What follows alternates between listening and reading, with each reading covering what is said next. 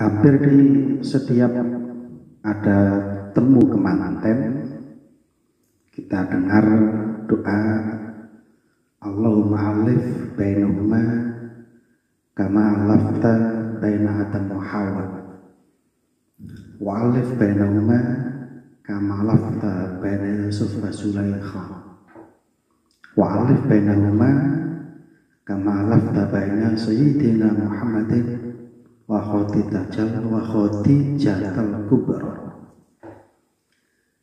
Sehingga terlintas dalam pikiran kita begini,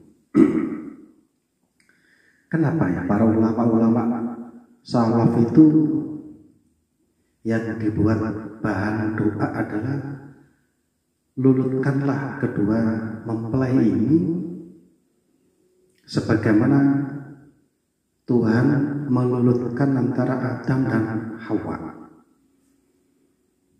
antara Yusuf dan Zulaikha, antara Nabi kita Muhammad SAW dan Sayyidatina Khadijah. Kita harus berpikir, kenapa tidak nabi-nabi yang lain yang dibuat acuan dalam doa? Ternyata kalau kita teliti yang sesungguhnya, kenapa harus Nabi Adam dan Siti Hawa? Kita tahu bahwa Nabi Adam adalah manusia pertama yang jatuh cinta kepada sesama manusia, yaitu pada Siti Hawa. Setelah mereka berdua hidup di surga dan terkena rayuan iblis, maka mereka terusirlah dari surga. Dan tidak tanggung-tanggung, Nabi Adam dan Siti Hawa ini dipisahkan menurut sebagian cerita selama 62 tahun. Masya Allah. Begitu menderitanya Nabi Adam selama 26 tahun, Nabi Adam sambil mengelilingi dunia dan seisinya, mengitari dunia selama 62 tahun dengan ucapan, dengan doa. Apa doa Nabi Adam? Rabbana dzalamna anfusana wa illam taghfir lana wa tarhamna lanakunanna minal khasirin. Ya Allah, Rabbana ighfir lana, Rabbana dzalamna anfusana, ya Allah, kami telah zalim pada diri sendiri, ya Allah. Wa illam taghfir lana, jika Engkau tidak mengampuni kami, wa tarhamna, dan tidak memberi belas kasih kepada kami, lanakunanna minal khasirin, maka kami akan menjadi orang yang sangat rugi, ya Allah. Dapat kita bayangkan selama 62 tahun Nabi Adam menderita, yang sangat menderita, terlunta-lunta beliau selama 62 tahun karena cintanya kepada Siti Hawa. Karena kuatnya doanya Nabi Adam, maka mereka berdua dipertemukan oleh Allah. Karena kuatnya cintanya Nabi Adam kepada Siti Hawa dan kuatnya cintanya Siti Hawa kepada Nabi Adam, maka dua orang ini dipertemukan oleh Allah.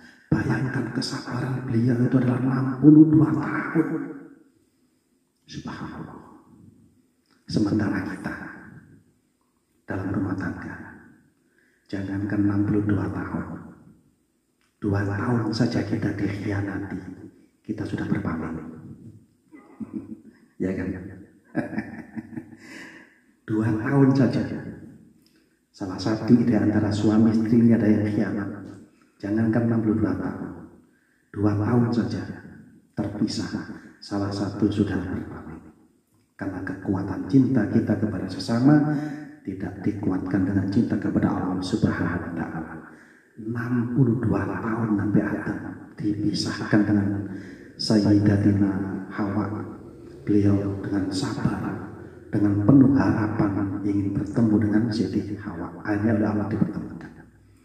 Ini yang harus kita contoh bagi orang yang sudah berumah tangga. Bagaimana sikap Nabi Adam? Suami harus menirunya, minimal 20% lah meniru Nabi Adam. Bagaimana sebagai ibu rumah tangga? Istri harus meniru juga walaupun hanya 20% dari sifatnya Siti Hawa. Itu kalau bisa. Yang kedua, kenapa ulama-ulama berdoa itu adalah lulutkanlah mempelai berdoa ini ya Allah sebagaimana Engkau telah melulutkan antara Yusuf dan Siti Zulaikha. Kita paham bagaimana kisah antara Yusuf dan Zulaikha. Yusuf adalah orang tergagah, terganteng sedunia. Maka jatuh cintalah Siti Zulaikha kepada Nabi Yusuf.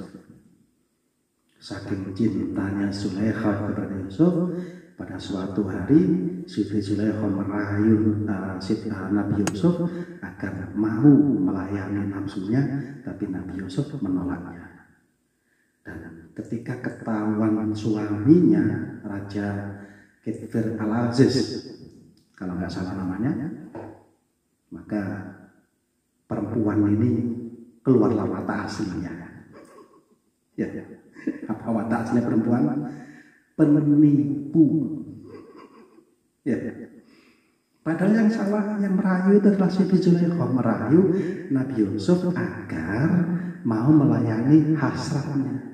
Tapi ketika ketahuan dia bersalah, langsung membuat drama, mengarang cerita. Itu watak asli wanita. Walaupun tidak semuanya seperti itu, namun kebanyakan wanita memang bermain sandiwara itu sangat pandai sekali. Ya, sangat pandai sekali. Bahkan Nabi Yusuf difitnah oleh Siti Zulaikha, kemudian Nabi Yusuf dipenjarakan. Wakilah 12 tahun, wakilah 24 tahun. Tapi pada akhirnya antara Yusuf dan Zulaikha dipertemukan oleh Allah. Bayangkan, si Zulaikha itu adalah pemfitnah, pembuat fitnah, pembuat drama yang menyebabkan Yusuf di penjara, tapi Yusuf masih mau menerima Zulaikha sebagai istrinya. Ini yang harus kita pelajari sebagai orang yang berumah tangga, harus kita pelajari tentang kisah cerita Nabi Yusuf dan Zulaikha. Yang ketiga, kenapa para ulama ketika mendoakan kedua temanten didoakan wa'alif bainahuma kama alafta baina sayyidina Muhammadin wa Khadijatul Kubra. Pertanyaan kita adalah, di antara 9 istri Rasulullah apakah tidak ada yang istimewa? Namun kenapa harus Sayyidatina Khadijah yang disebut dalam doa? Menurut cerita, Siti Khadijah adalah saudagar yang sangat kaya. Bahkan Rasulullah pernah menjadi kulinya Siti Khadijah, sehingga Rasulullah mengambil Siti Khadijah. Nah, setelah Rasulullah kawin dengan Siti Khadijah, semua harta yang dimiliki Khadijah ini diserahkan penuh kepada Nabi Muhammad SAW untuk memperjuangkan agama Islam. Inilah seharusnya sebagai wanita dalam rumah tangga. Semua harta yang dimiliki oleh Khadijah ini diserahkan penuh kepada Rasulullah untuk dibuat memperjuangkan agama Islam. Karakter dan sifat ini sebenarnya harus kita tiru sebenarnya. Sebagai istri, banyak sekali terjadi seorang istri yang dia kerja, gajinya 1 bulan 7 juta, bahkan ada yang 9 juta, sementara suaminya hanya guru madin, guru TPQ, yang 1 bulan pemasukannya hanya 1 juta atau 2 juta. Kalau memang dia berumah tangga ini niat ibadah kepada Allah, maka ikhlaskan harta itu untuk memperjuangkan agamanya Allah.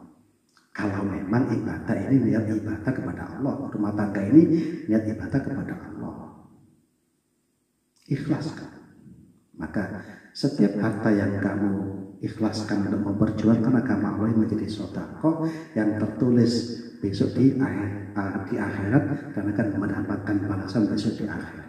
Dan mungkin itu juga salah satu jalan berkahnya rezeki sang istri. Jangan sampai seperti sekarang. Sang suami seorang ustadz, kemudian istrinya seorang pengusaha, ngocot kemana-mana. Wah, suami saya tak mencukupi, suami saya tidak memberikan belanja, suami saya kurang mencukupi nafkah sehari-hari. Jangan seperti itu. Kenapa? Karena rezeki yang diberikan oleh Allah melalui istri itu mungkin itu kena barokahnya suami.